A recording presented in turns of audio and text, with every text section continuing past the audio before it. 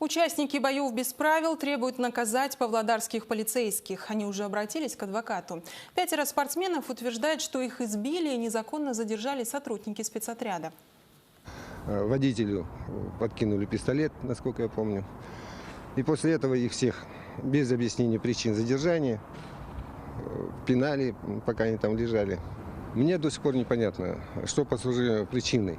Я хочу только одно – справедливость. Ребята ни за что пострадали, не за это.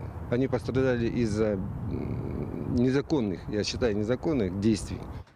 Инцидент произошел еще в конце марта. Атлеты из Алматы участвовали в открытом чемпионате по боям без правил в Павлодаре. После выступления спортсмены вышли и сели в машину. В этот момент на них налетели сотрудники СОБРа.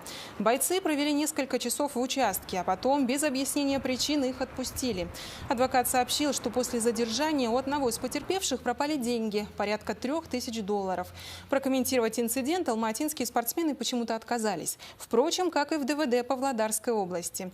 Ранее сообщалось, что основанием для задержания стала информация, что по городу разъезжают подозрительные молодые люди, которые могут быть вооружены.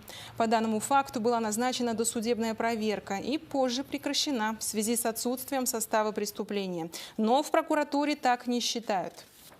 ДВД Павлодарской области расследовалось уголовное дело в отношении своих же сотрудников по статье «Превышение власти и должностных полномочий». Данное уголовное дело ДВД Павлодарского было прекращено, однако прокуратурой города данное уголовное дело было изучено и отменено.